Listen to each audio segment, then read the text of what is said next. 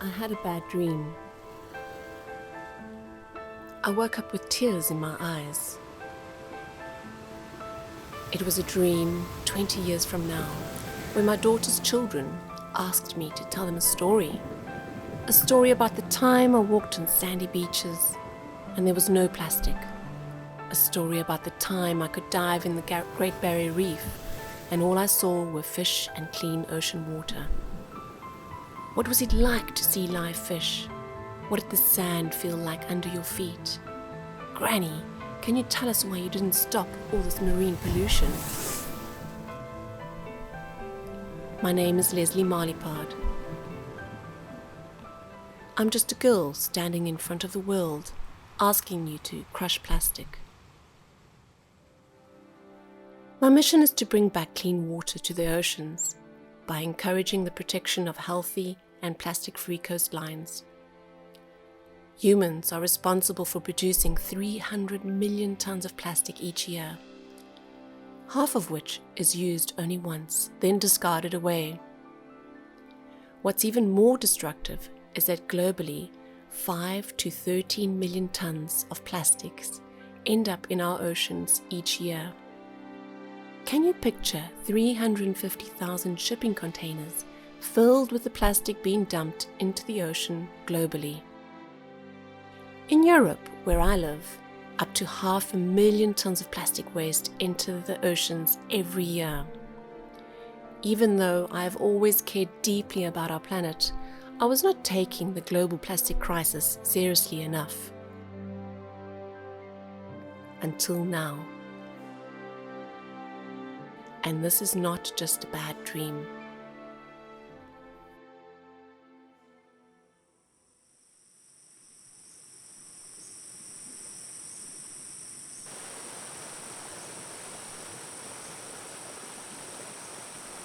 I have this habit of picking up litter wherever I go. Quite often, I'm in a conversation with someone with one eye on the ground, scanning for garbage. It can be quite disruptive speaking with me. After all, who spends half of their time in a conversation and the other half searching for litter? It is devastating to see how plastic contaminates our ecosystem. The disintegration of plastic litter creates microplastic pollution.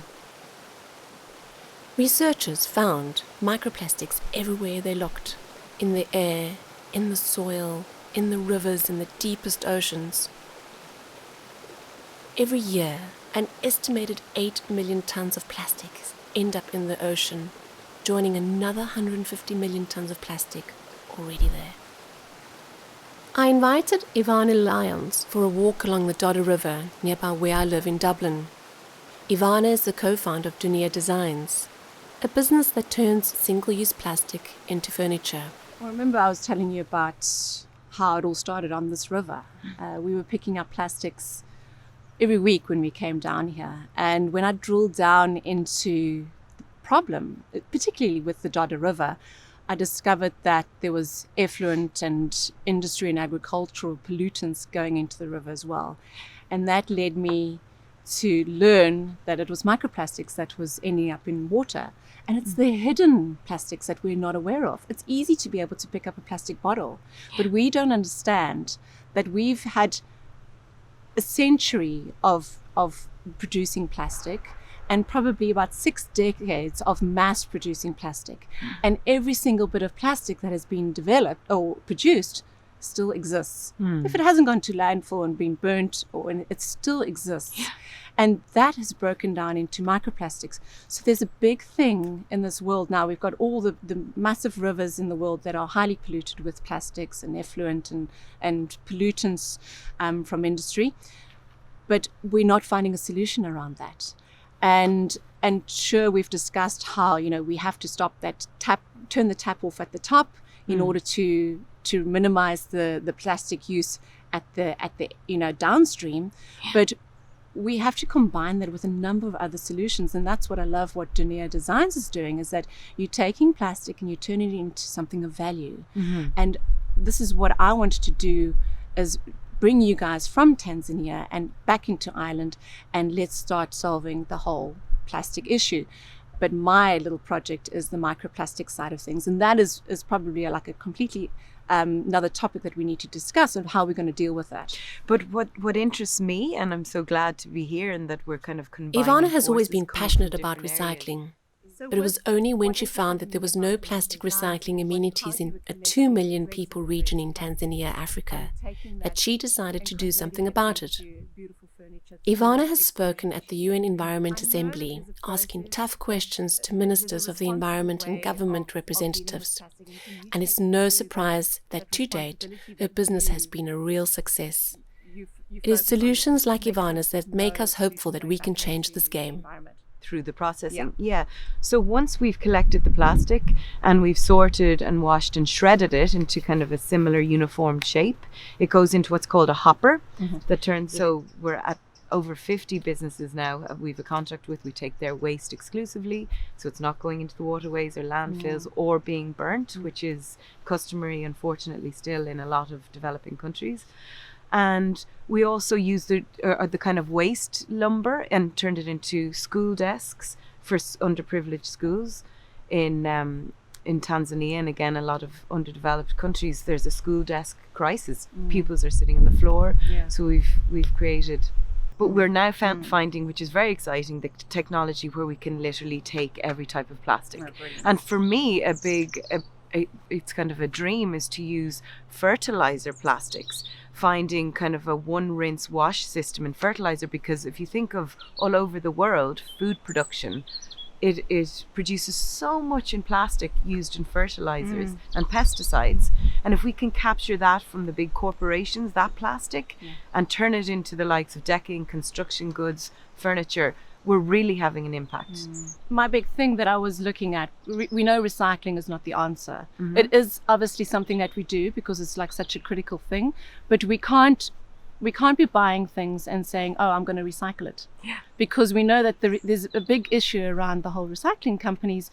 They're not coping. And, with the whole ban of China not accepting our plastic and various other countries are now struggling to take our plastic, we need to find solutions in Ireland in dealing with our plastic now. Absolutely. So it really is such a tough situation, and I love the fact that you guys are not discriminating against plastic, the types of plastic. I mean, I think you categorize them into about 7 different types of plastic. That's right. Categories, and then I also read there was there was 15 different types of plastic as well, and I don't know if you know within anything. Those yes, within those families. Exactly. Okay. Yeah. And this is where, when you're putting plastic into recycling bins,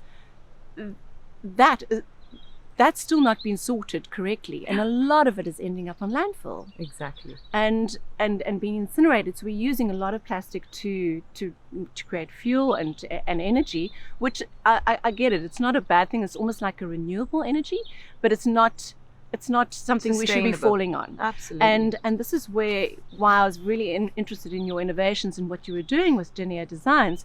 Was we looking for people like you that are solving the problem of plastic, and that's my big focus, is bringing those innovations to the island so that we can start solving the whole plastics issue. We know plastics is not going away, and so what are we going to do with that plastic? We're going to turn it into something of value, and that's what I love with what you're doing.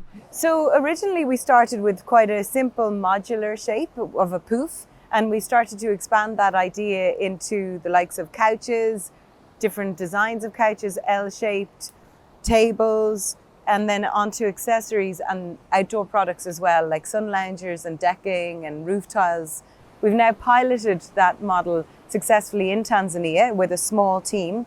So in terms of scaling up, we'd be looking at creating larger teams in terms of marketing and salespeople, strategists. In Africa, things can tend to be quite disorganized, and waste management in itself, whatever about recycling, is relatively a new concept. So the thoughts, it's so exciting for us to think that we have made such successful partnerships with schools and organizations and created employment for hundreds of collectors in a place where things are quite hard to organize. So the thoughts of bringing it back to somewhere where this is already outsourced in many of European cities, this part of the puzzle will feel kind of already ready-made. So we just have to organize becoming a center point where the distribution of the plastic doesn't have its own footprint on what we... According to Clean Coasts, an organisation that is actively cleaning the Irish coasts, 50% of marine litter is single-use plastic. Plastic that takes 5 minutes to create for us to use for another 5 minutes. But most single-use plastic takes up to 500 years to break down, providing destruction all the way to decomposition. I took 2 other entrepreneurs for a morning stroll at the Portmarnock beach a few kilometers north of Dublin. Marcin Kulik, a circular economy entrepreneur, is changing the way we look at waste. I asked my dear friend Lisa Burke to interview Marcin, who told us the story of how and why plastic was created. Marcin shared with us that plastic was the result of a competition in the 1800s, when entrepreneurs at the time were challenged to create a product to replace ivory. Do they understand that they're dealing with a finite resource? Not at start. At start, the waste is a nuisance, is an issue. The whole system at the core is really designed to look at waste, not as a resource. So starting from the EWC, European Waste Codes, looking at the whole infrastructure, it's all basically designed to tackle not materials but a problem. So the companies understand that once we start working with them, once we give them a little bit of know-how and the knowledge that there is actually value in the materials. And the only difference between value and not value is how we treat it. If we treat material as a product, we're going to have a product. If we treat it as a waste, we're going to have a waste. So even the words we use are important. Yes. And that's where we're moving towards businesses like the Plastic Bank that are turning plastic into something of value, or plastic as a commodity. And that's what we need to be moving towards, is realizing that this is all reusable and can be turned into green wood or recyclate. Now, there's because a the problem question. everywhere, the problem is the same. So we didn't start yet. It's what Leslie said. We're still in the failing recycling economy. It's failing recycling economy, and the world is actually screaming now for practical circular economy solution, because we've talked a lot about circular economy, but we did not have any practical solution. There is talks there. Nobody really understands what is the simple methods and how can we get there. So at the moment, the situation everywhere around the world will be the same. We're dealing with recycling economy that is failing. With the first introduction of plastic to remedy a crisis, what is ironic is that 2 centuries later, we would face a much bigger challenge. So we think about this triangle where we have the companies producing the plastic products, we have governments, many governments, and then we have us, the consumer. So thinking now about the governmental role, you're also in talks with governments, starting with the Luxembourg government, I think. Yes. Tell us about what they can do to help. Mm-hmm. So the role of the governments is very important as we see it. Because they play a major role in making circular economy more attractive for the customers, for the companies. Unfortunately, at the moment, there is a lot of punitive laws being prepared, where companies must oblige, there is products being banned and so on, where if you take a law that needs to be compliant, companies need to be compliant, they only will do so much to be compliant. Where if you introduce the law, which actually rewards for the good practice, now companies will go to the extra extent to actually get that reward. So what we're looking at in our project is how to help companies to switch into circular economy. Because at the moment, circular economy is not so attractive against recycling. Recycling is compliance, circular economy is extra bit.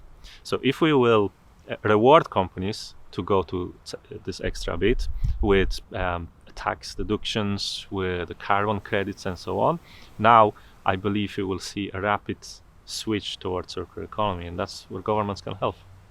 And thinking about your company's role, are you happy with how things have moved for your company with your original idea and what's happening now? Or have you also changed your mind about anything as you've been learning about everything through the years? Mm-hmm. Yeah, we're learning all the time. We constantly finding new ways that materials can be processed, but we also learn about the intelligence within the companies, what companies can do, how they approach things, and what are the barriers from the company and government perspective towards the circular economy. But Marcin also says that the problem is not the plastic. The problem is that we have created too much of it. Only 9% of the plastic that has been produced through history has been In our recycled. company, we don't see waste. Yeah, we see resources that can be harvested. And using the word waste, it is the problem. Yeah, because even if you take a coin from your pocket and you call it waste, you automatically will consider it as a less value. Yeah? So at the moment, when we're looking at all these beautiful materials and we call them waste, everybody who will look at this will see that it's waste, no value. Yeah? Instead of a linear approach to waste management that treats plastic from production to consumption to trash, his business helps other companies understand and commercialize their waste, the so-called circular economy. The way we think about plastic and other materials, such as tinfoil, is so embedded in our society that it was impossible for us to film this documentary without leaving a footprint. Ireland is number 1 in the plastic waste production per capita in Europe. Instead of having sustainable waste management solutions, the country was shipping its unwanted waste to China, according to Marcin. But China has since banned the importing of 95% of Ireland's plastic waste. At home, I've always been one for acting and creating solutions, so I took a closer look at my household's plastic and chemical use situation. Like many households, we were overusing everything, and I realized that I had to make a severe change if I wanted to be part of the solution and not the problem. Online shopping, bottled water, disposable coffee cups, plastic drinking straws, and cosmetic creams were just some of our crimes at home. Carrots, which is really stunning. And then we've got the broccoli here as well. So, I mean, it was just so cool because they just refused to use plastic. And the guys that actually package everything with biodegradable bags. So, like your lettuce leaves in biodegradable bags, the onions, mangoes, everything. And like the food is also incredible. And the next shipment, do they take the boxes back? Yeah, no. Oh, here we go. It says, please leave me out for collection next time. You can actually see they've actually taped this box so much already because they just keep on recycling it. And the guys are super cool. But I mean, it's just such a nice concept to just recycle your packaging. I mean, I actually want to start going to the supermarkets now and removing all the plastics and leaving the plastics at the supermarket because a lot of people are outcrying. There's an outcry against the plastics. And they prefer to leave it at the supermarket and then walk away with their own packaging. And I mean, like now, these days, I'm actually just carrying these bags around and putting all the fresh produce in there as well. Yeah. And it's like, I don't want to be recycling this one-use plastic as well. It's just ridiculous. It's been a common trend in certainly Germany over the years where you can actually remove all the packaging inside the supermarket and only take the product away with you. Yes, yeah. I mean, the main thing that we have to really be focusing on is that you want the producers to stop creating the plastic problem, and the problem is not picking, we're not going to solve it by picking up all the plastic. We're going to solve it by actually stopping the producers from using unrecyclable plastic. So I saw this awesome post the other day where they were using bananas. 1 year has passed, and now I recycle disposable containers or use reusable containers to carry freshly produced food from local markets. The bottles that it's in. I now And insist so I on said, having okay, my that's it, takeaway I've had coffee in enough. my own I'm no mug, longer gonna be or using alternatively, I choose to sit down to have my coffee. I also carry a stainless steel water bottle wherever I go. I'm never without mine. And a water purifier, of course. So now we completely banned water bottles. And we literally use this every day for our daughter. And it really helps save the planet because we're not contributing to all the plastic pollution and throwing a ton of bottles away. I mean, I do the same for traveling as well. I mean, you can travel and buy bottles, plastic bottles, or you can take your bottle with you and actually fill it up wherever you go. And I prefer doing that because, I mean, if you're traveling, you could literally buy like 10 to 20 liters just, to survive a holiday. and having to drink water. So we do that. Did you see that that whole article about plastics being found in all plastic bottled water? Like all the top brands, 90% of the brands have microplastics in the bottles. The actual plastic from the bottle is leaching It's into actually the water. it's polluting the water, so we're actually drinking microplastics in all the water. I was like, can you imagine what that must be doing for your health? I kept thinking about what Marcin had said about Ireland's inability to recycle its own waste, and I decided to look further. When I found the Rediscovery Center, a creative gathering of skills and expertise of artists, scientists, designers, and craftspeople united in a common purpose of sustainability. Their building has undergone a significant green revamp, and it is now a state-of-the-art facility with focus on sustainability and reuse. I interviewed Sarah Clare, who showed us how waste is collected and repurposed into day-to-day objects at the Rediscovery Center. So if we did have modular systems for computers, we could take out a motherboard that was broken and we could make it into something else, add value to it. I mean, it is beautiful and so useful as well. And a beautiful gift for anybody. It's all about recycling, you know, what that process actually is. And I've got a couple of little bits here just to show the recycling process. And then I just want to discuss a couple of issues with that, particularly with ocean plastics. So here I've got a lovely plastic bottle. Now, 1 million of these are produced worldwide a minute. Massive problem. Obviously, it's hard to believe that's a real number, yeah. It's shocking. So obviously the best thing to do would be to have one that's actually made of metal that can be reused for like 50 years. Yeah. So I'll hand it to you if you don't mind. So what happens is those go into a recycling bin. If they're not contaminated, which hopefully they're not, but 30% from people's bins or recycling bins are actually contaminated. Massive problem. And obviously with the plastic lid, that's completely different plastic to this plastic. To that so it plastic. has to be removed. Has to be removed as well, absolutely. So then it is crushed down into all these little bits of plastics. That's just your crushed up PET plastic.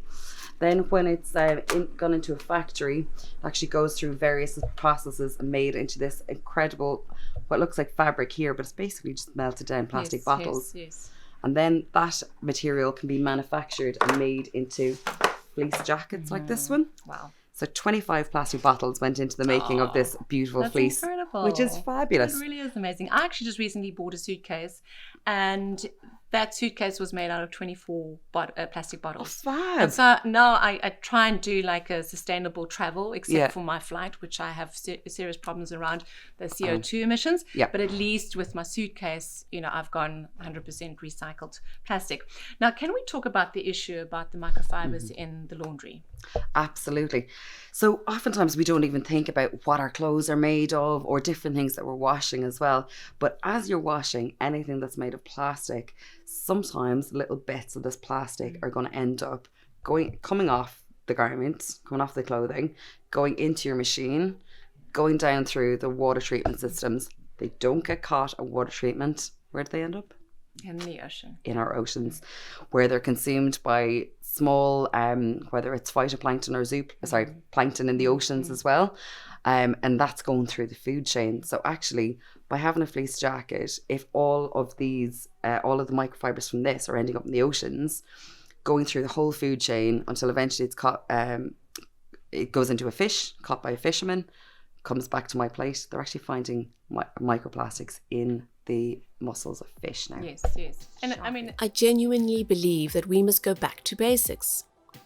To lead the change and see some real difference, it must come down to individuals and businesses like the Rediscovery Center in Ireland.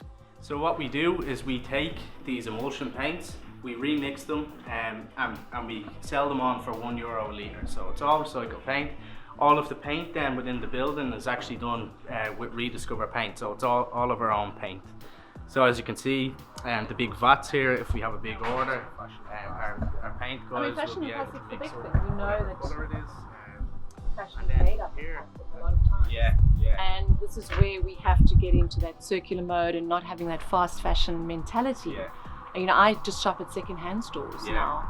Yeah. Or I just ask people, like, can I, you know, pass on my daughter's clothing to your kids and stuff, so that we keep that going. Yeah, exactly. Instead of throwing away. And I think a big thing is changing consumer habits, or getting people thinking about their consumer habits, because we're kind of programmed now to, we can buy things so cheaply, and our first thought is, let's throw it out and just get another one that's cheap, rather than, like I always say with fashion, like my parents can sew, my grandparents could sew. When something ripped, they'd be able to fix it, rather than just throw it out and buy something new. And we used to laugh at them when they were doing that, because my dad was a strong recycler, reuser, repairer, and I'm like, why is he doing this? And I went through a mode, and I always say I used to be a plasticaholic, where I also had, I'd buy a fashion for a season and I'd say, oh, I'm just going to buy this, and I know I can throw it away, it doesn't matter. Yeah. But I never thought of the consequences of the pollution that I was creating, all the various, using all these planetary resources in the same process. And then I sort of rose out of this plastic coma and said, this has to stop. So this is our green wall, or our vertical wall, whatever you want to call it. And basically what it is, it's just soil pockets. We have a rainwater harvester on the roof, so we collect our rainwater, we use it to water this wall.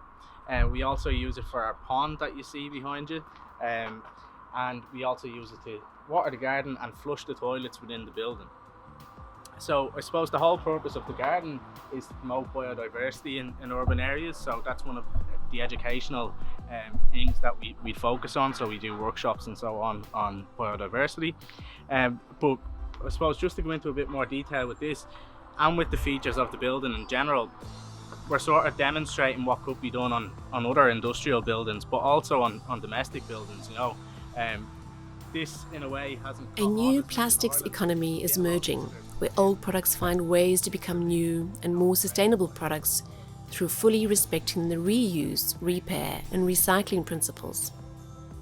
Through improved design and innovation of plastics, we curb plastic pollution and deliver greater value and improvement of our lives and the environment within the world.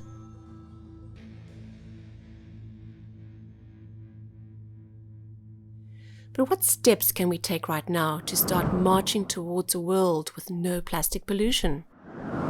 It is staggering that studies are telling us that we consume up to 5 grams of microplastic per week, the equivalent size of a credit card. And what's even more staggering is that water treatment plants are not able to filter all of the microplastics that are going into the sea, contributing to climate change and the potential mass extinction of marine life. How can you too become a recovering plasticaholic? The plastic value chain depends mostly on cross-border collaborations and problems and opportunities associated with plastics that should be seen in the light of international developments. The Planet Calls plays multiple roles in funding research, accelerating and transforming the circular plastic sector to bring sustainable and circular innovations and companies onto the Irish and European markets. Lisa Burke took me for an interview where I talked about our non-profit startup accelerator I founded with Amour. We want to tackle the microplastics issue that is already in the waters, and that's in particular with harbours and rivers. And we know that rivers are one of the largest sources of pollution because they're all entering the oceans.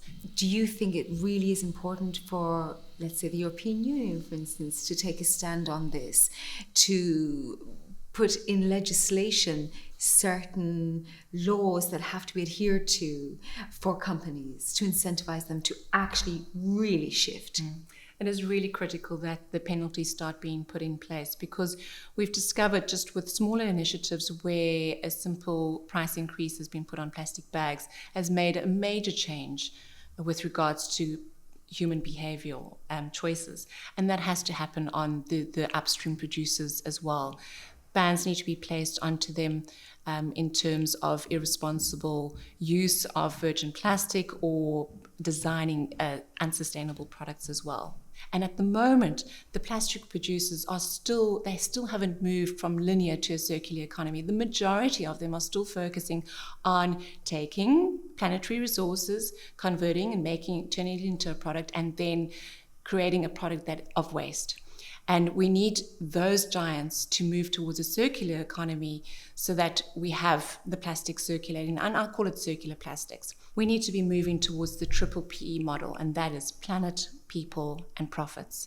And as soon as companies start realizing that that's where we need to be, there's going to be a faster shift from the linear to the circular economy. Link with you or to talk about ideas in a different way, how can they find you? I'm looking for a lot of partnerships in terms of minimizing the plastic waste or turning plastic into value. So people need to be reaching out to me on LinkedIn, and I'll gladly jump onto a call with them or have a coffee with them if they're in Dublin, and we can take it further. And how can they find you on other places? So the website that we're on is www.theplanetcalls.com, and then on LinkedIn you'll find me, Leslie Maliepaard, there, as well as The Planet Calls, and those are the best places to find me. What a legacy to leave your beautiful daughter, Ava. And I'm sure you must be feeling so proud, but also energized by what you've just accomplished in 1 year, less than 1 year, so much more to come. So I think if anyone can clean the oceans by 2030, it will be you, and you're going to have a lot of followers behind you doing it too. Thanks, Lisa. I realized that just with one change, I could make a lot happen. And if I look back at this year, I can't believe it, what we've achieved. You've achieved it. You've given the other people the incentive to follow you. Protecting the environment is indispensable for our existence. But how do we save the planet without killing economic growth? We have been producing plastic for more than 100 years, working with a linear economy model, extracting oil to make it, to use it, then waste it and make it again. We cannot sustain an economy without sustaining the planet. We have 150 million tons of plastic lurking in the ocean. We are at a critical tipping point. We are overgrowing on a finite planet. Plastic has reached so deeply into our lives. We eat it, drink it, sleep on it. We touch it more than our loved ones. We lure ourselves by saying we recycle at home. But that is a lie, we tell ourselves. Our garbage is being incinerated, ending up on landfill or illegally shipped overseas. My name is Leslie Maliepaard. I'm just a girl standing in front of the world asking you to crush plastic. By 2050, it is predicted that there will be more plastic in the ocean than fish. When will this overproduction and consumption of plastic end? Do we continue to destroy our planet or evolve as a species and solve this problem?